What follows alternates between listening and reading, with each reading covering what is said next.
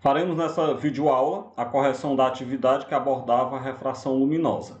A primeira questão: o que é o fenômeno da refração? A refração nada mais é do que a mudança na velocidade da luz quando ela passa de um meio para o outro. Quando a luz passa de um meio para o outro, ela muda a sua velocidade. Nós vimos até que a velocidade da luz é máxima no vácuo e em qualquer outro meio a velocidade é menor do que a velocidade no vácuo. Bem, essa mudança na velocidade ela pode ocasionar um desvio na trajetória da luz, isso na superfície de separação entre esses dois meios. A segunda questão: quando a luz incide obliquamente sobre a superfície de separação de dois meios materiais, que é o meio 1 e o meio 2, ambos transparentes e homogêneos, ela é desviada e segue a trajetória mais longa, como ilustra a figura. Ela segue a trajetória pontilhada. Porque o caminho mais longo percorrido pela luz entre os pontos A e B requer o mínimo de tempo. E aí você pode perceber que o índice de refração do meio 1 é menor do que o índice de refração do meio 2. Bem, vamos lá então pensar um pouquinho.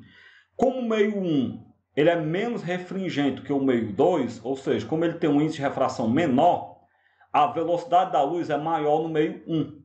Então, se a luz percorrer uma distância maior no meio 1, como a velocidade dela no meio 1 é maior do que no meio 2, ela percorre essa distância maior em menos tempo.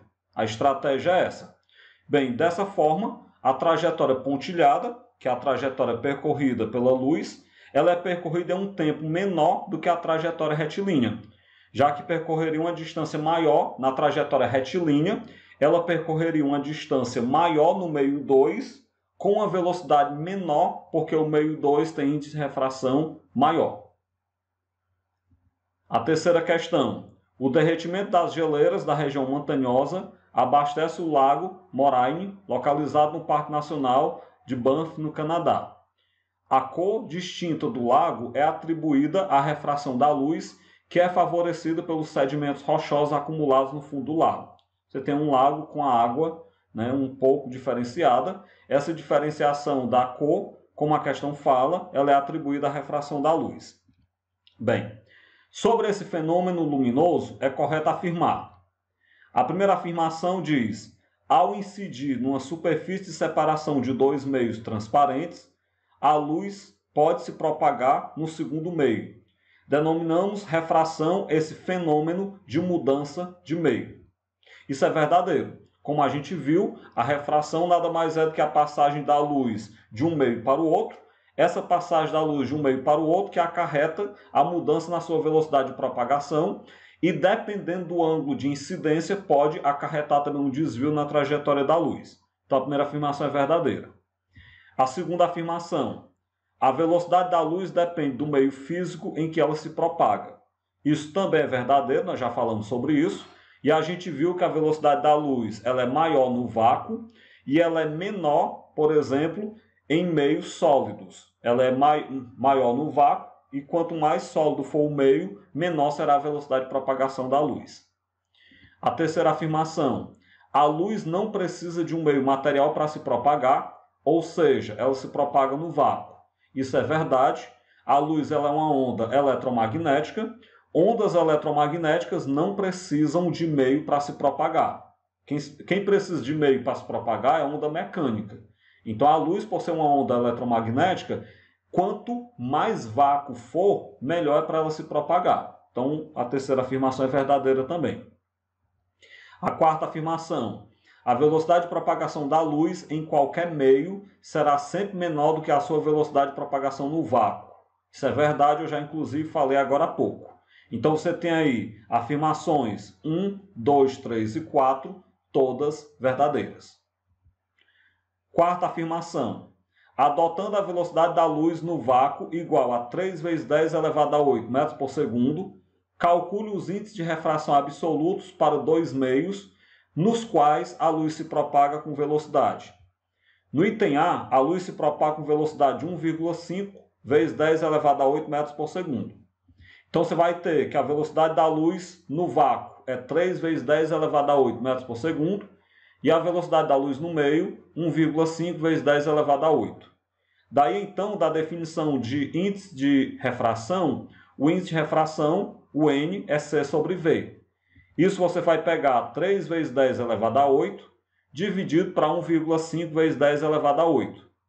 Corta os 10 elevado a 8, divide 3 por 1,5, dá 2. Então, no item A, nós temos um meio com índice de refração igual a 2. O item B traz a velocidade de 2 vezes 10 elevado a 8 metros por segundo. Então, aqui no item B, nós continuamos com a velocidade da luz no vácuo, 3 vezes 10 elevado a 8, ela é invariável no vácuo, né? E a velocidade da luz no meio, no item B, é 2 vezes 10 elevado a 8. Então, nós já sabemos que N é C sobre V. Daí eu pego 3 vezes 10 elevado a 8, divido por 2 vezes 10 elevado a 8. Corta as potências de 10, 3 dividido para 2 dá 1,5. Então, no item B, nós temos 1,5, o índice de refração. Na quinta questão, um raio luminoso se propaga de um meio com índice de refração absoluto igual a raiz de 3 para um meio com índice de refração igual a 3. Então, ele vai de um meio com índice de refração menor, menos refringente, para um meio com índice de refração maior, formando um ângulo de 60 graus com a normal, que separa os dois meios. Então, o ângulo de incidência, 60 graus. Determine o ângulo de refração nesse meio. Bem, do enunciado, nós vimos que o índice de refração do meio onde acontece a incidência da luz é raiz de 3. O índice de refração do meio onde há refração é 3. O ângulo de incidência é 60 graus. E nós queremos determinar o ângulo de refração. Da lei de Snell, que é quem relaciona ângulos com os índices de refração, nós sabemos que NI vezes o seno de I é igual a NR vezes o seno de R. Então, vamos lá. O NI é raiz de 3 vezes o seno de 60 graus é igual ao NR, que é 3, vezes o seno do ângulo de refração. Vamos lembrar que o seno de 60 é raiz de 3 sobre 2. Substituir. Bem, raiz de 3 vezes raiz de 3 dá raiz de 9, que é 3. Então, vai ficar 3 sobre 2 é igual a 3 vezes o seno de R. Cortando os 3, eu tenho que 1 meio é igual ao seno de R, o que quer dizer que o seno do ângulo de refração é 1 sobre 2. Bem, é só a gente pensar no primeiro quadrante, de 0 a 90 graus, qual é o ângulo cujo seno é 1 sobre 2. Esse ângulo é o ângulo de 30. Então, nós temos que o ângulo de refração é um ângulo de 30 graus. Ou seja, o ângulo de refração ele é menor do que o ângulo de incidência. E isso, para nós, é comum, porque a luz passou de um meio com índice de refração menor para um meio com índice de refração maior. E nós sabemos que, nesse caso, o raio de luz se aproxima da normal. Como ele se aproxima da normal, o ângulo de refração é menor do que o ângulo de incidência. Então, o ângulo de refração, 30 graus, como a gente pode ver. Continuando. Sexta questão. Classifica as sentenças descritas abaixo em verdadeiras ou falsas. A primeira afirmação. O fenômeno da reflexão total ocorre apenas quando a luz viaja do meio menos refringente para o meio mais refringente. Bem, essa afirmação ela acontece de maneira falsa. Por que ela é falsa? Nós sabemos que a reflexão total ela é o contrário. Ela só ocorre quando a luz passa de um meio mais refringente para um meio menos refringente. Ou seja, quando ela passa de um meio com índice de refração maior para um meio com índice de refração menor. Então, a primeira afirmação é falsa. A segunda afirmação. O fenômeno da reflexão total ocorre apenas quando a luz viaja do meio mais refringente para o meio menos refringente. Isso é verdadeiro, eu acabei de falar o motivo por quê. A terceira afirmação. O chamado ângulo limite é determinado quando ocorre a passagem da luz de um meio menos refringente para um meio mais refringente. Isso é falso, porque o ângulo limite é o ângulo limite de reflexão total. E nós já vimos na segunda afirmação que a reflexão total é do meio mais refringente para um meio menos refringente. A quarta afirmação. O chamado ângulo limite é determinado quando ocorre a passagem da luz de um meio mais refringente para um meio menos refringente. Exatamente o que eu acabei de falar, então a quarta afirmação ela é verdadeira. Logo, são verdadeiras as afirmações 2 e 4 e falsas as afirmações 1 e 3. Sétima questão. Na situação proposta a seguir, temos dois meios transparentes, o meio A, com índice de refração Na, e meio B, com índice de refração Nb. Sobre a superfície de separação S dos meios, incide um raio de luz monocromática, formando um ângulo de incidência I, como a gente pode ver na imagem, e um ângulo de refração R, também destacado na imagem. A partir dessa situação, vamos ver o que pede o item. Considere as informações dadas e verifique se as afirmações a seguir são corretas. A primeira afirmação: como o meio A é mais refringente do que o meio B, o ângulo R é maior do que o ângulo I.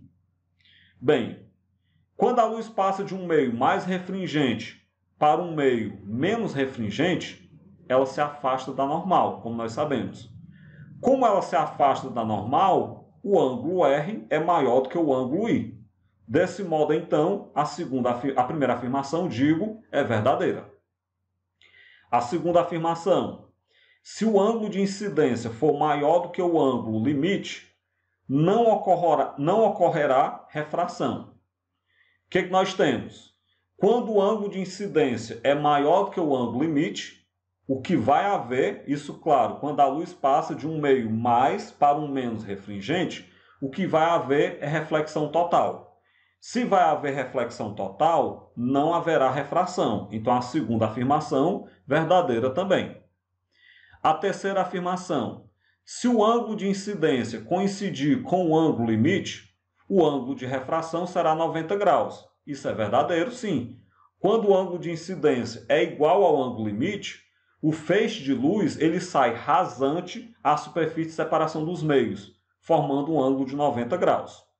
A quarta afirmação: como o meio A é menos refringente do que o meio B, o ângulo R é menor do que o ângulo I.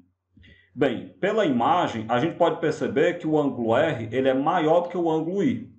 Desse modo, então, a luz ela vai passar de um meio mais refringente para um meio menos refringente, de maneira, então, que a quarta afirmação é falsa. A oitava questão: um raio de luz monocromática atinge a superfície de separação entre o ar e outro meio transparente de índice de refração do meio igual a raiz de 3, sabendo que o ângulo de incidência é de 60 graus, determine a medida do ângulo de refração, lembrando que o índice de refração do ar é igual a 1. Bem, pelo enunciado, nós temos que o índice de refração do ar é igual a 1, o ângulo de incidência é 60 graus, o índice do meio é raiz de 3, e nós queremos saber o ângulo de refração, que é o ângulo θ. Bem, pela lei de Snell, nós sabemos que o índice de refração do ar vezes o seno do ângulo de incidência é igual ao índice de refração do meio multiplicado pelo seno do ângulo de refração. O índice de refração do ar é 1 vezes o seno de 60, é igual a raiz de 3, que é o índice de refração do meio, multiplicado pelo seno de R, que eu quero saber. O seno de 60 é raiz de 3 sobre 2, o restante é só repetir. Esse 1 multiplicando, coloca se quiser. Dá para a gente cancelar as raízes de 3, então nós vamos ter que 1 meio, quando eu cancelar a raiz de 3, vai ficar 1 vezes o seno de R. Ou seja, seno de R é igual a 1 meio. Desse modo, então, o ângulo cujo seno é 1 meio é o ângulo de 30 graus. Então, o ângulo de refração será um ângulo de 30 graus. Como a questão chamou esse ângulo de θ, então nós teremos que θ é igual a 30 graus. Portanto, então, o ângulo de refração mede 30 graus. Nona questão.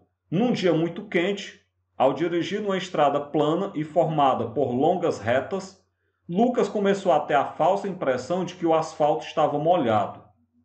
Para ajudar Lucas a entender esse fenômeno corretamente, podemos dizer que a primeira afirmação: a atmosfera é formada por camadas de ar e a refringência das camadas próximas do solo tende a diminuir de cima para baixo. Bem, as camadas de ar mais próximas do solo, elas são menos refringentes, porque como elas estão mais aquecidas, elas são menos densas. Sendo menos densa, elas têm a refringência menor. Desse modo, então, a primeira afirmação é verdadeira. A segunda afirmação: o ar próximo ao solo está mais aquecido e menos denso do que nas camadas superiores. Assim, os raios luminosos provenientes da atmosfera passam de meios mais refringentes para meios menos refringentes. Foi mais ou menos o que eu acabei de falar agora há pouco. Como a densidade do ar próximo da superfície é menor do que a do ar de camadas mais superiores, o ar próximo à superfície ele é menos refringente. E a segunda afirmação também é verdadeira. A terceira afirmação: se o raio incidir em uma camada de ar com ângulo maior do que o ângulo limite, ao passar de uma camada de ar mais refringente para outra menos refringente, o raio sofre reflexão total. Nós sabemos que a reflexão total ela sempre ocorre quando a luz passa de um meio mais refringente para um meio menos refringente, com ângulo de incidência superior ao ângulo limite. De maneira que a terceira afirmação ela também é verdadeira, porque ela fala, em outras palavras, exatamente isso. A quarta afirmação: podemos relacionar a refringência com a densidade da camada de ar. A passagem de raios luminosos de meios mais densos para meios menos densos faz com que eles se afastem da normal até ocorrer a reflexão total em uma das camadas atmosféricas. Bem, isso é verdade, porque a refringência de um meio ela depende da sua densidade, como nós já falamos. Então você tem aí que as 4 afirmações são verdadeiras. Dessa forma, então, nós chegamos à correção dessa atividade que abordou a refração luminosa.